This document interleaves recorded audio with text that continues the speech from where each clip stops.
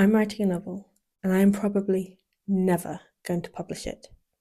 And I'm okay with that, because the only goal I have for this novel is to finish it. It has taken me a long time to finally start writing. And I've started not because I suddenly feel ready, far from it, but because I finally have learnt the lesson to start before you are ready. And now that I'm starting, I want to learn another lesson, that I can finish things. This video isn't about how to write a book or why anyone else should. It's more about me trying to be honest about why this matters to me and why I'm going to keep going even when it gets hard. And I want to start by stating my intention and be really clear about the goal. This is the first draft of my first novel, and the goal for the draft and the whole novel is just to finish. This is not about publishing, this is not about external validation, although I do enjoy that. The goal is simply to finish. And I know that if I can get to the end, no matter the quality of the result, simply going the distance will have resulted in breaking down so many brick walls and misbeliefs that I have that held me back not only in writing, but in so many other aspects of my life. But having a goal is not enough. Getting there and achieving it, that's the tricky part. Because no one is going to make me sit down and write. No one can write it for me. No thing can write it for me either. There are no shortcuts. The only way is through. But especially with a slow craft like writing, where you can put in hundreds of hours into that first novel and it still will end up kind of bad. How do you sit down and write it anyway? So I have a few reasons that I hope will continue to ground me when I want to give in and give up.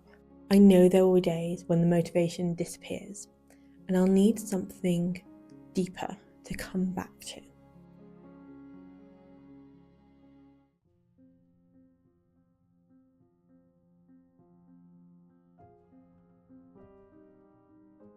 And my first reason goes way back, further than even thinking about the idea of one day writing a novel.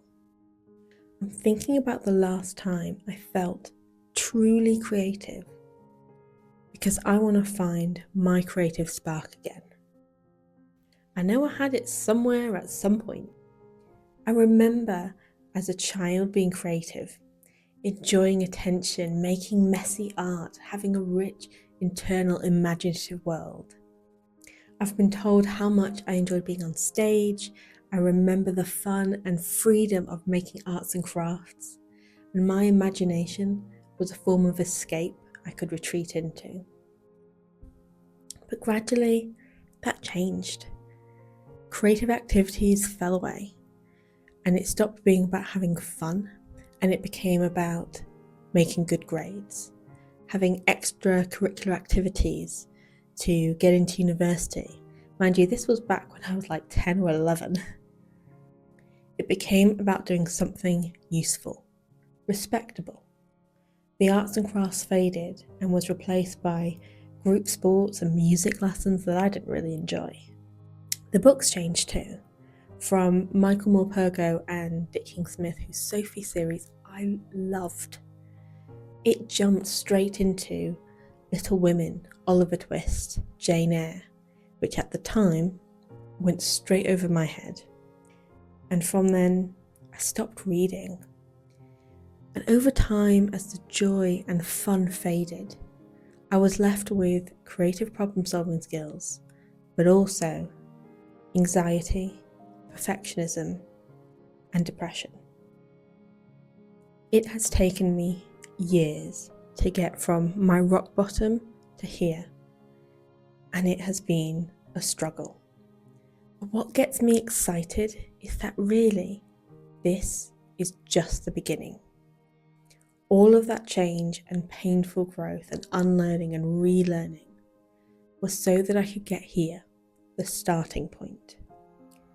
The starting point for finding my creativity again through writing, filmmaking. The starting point for finding that spark again. I'm so happy to be here, and I'm excited for the journey of rediscovery.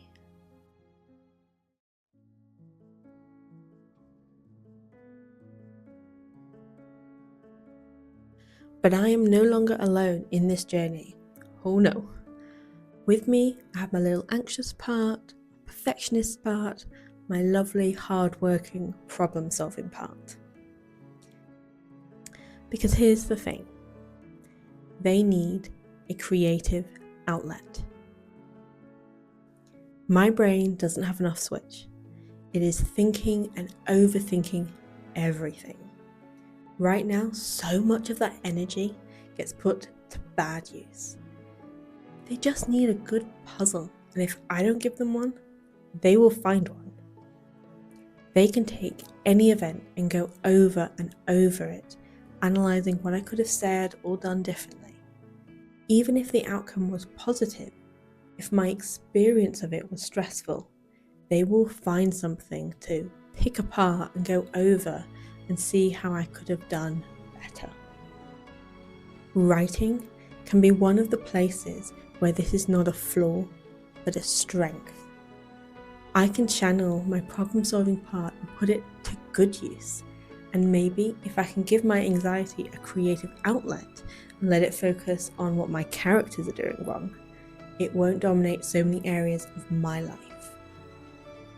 My relationship with perfectionism is a little different. I don't want this to be an outlet for it, because the perfectionism is what paralyzes me and stops me before I even start. My mantra for this draft, for this book, for this year is simply, good enough is good enough. I want my writing to be an arena, a space for imperfection and failure and mess. I want to learn what actually happens if I give it a go and it's not perfect.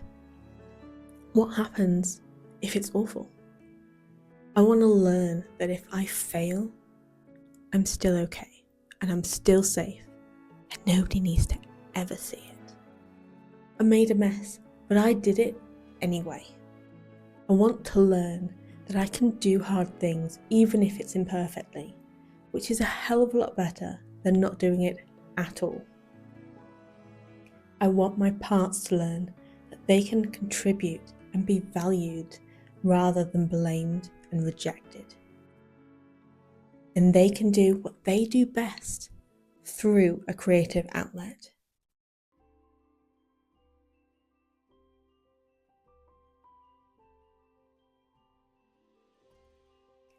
But I know that when I start writing, self-doubt is going to bubble up.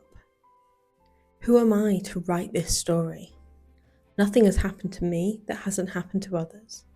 Nothing I could write hasn't been or couldn't be written better by someone else.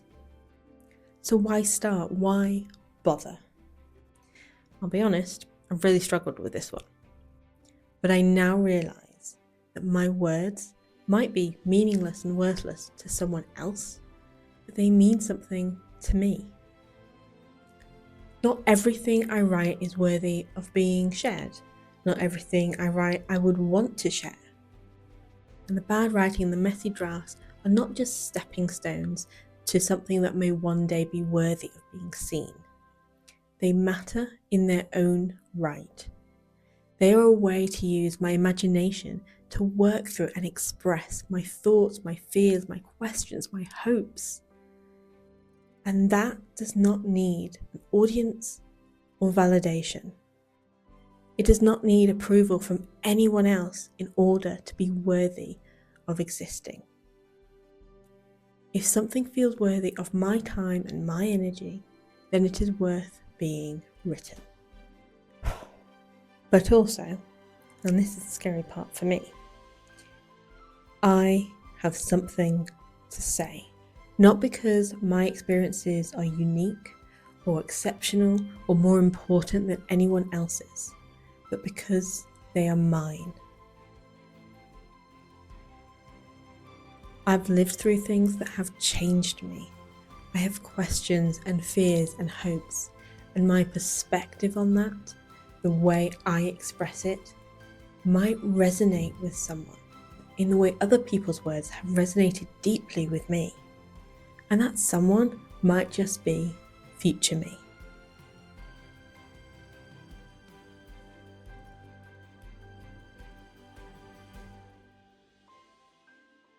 So yeah, this book will probably never see the light of day. And I'm good with that. Because finishing, that is the point. The most important point, the only point really. And I hope through writing I can find my creative spark again and feel the benefits of a creative outlet. And maybe one day I'll write something that I feel ready to share.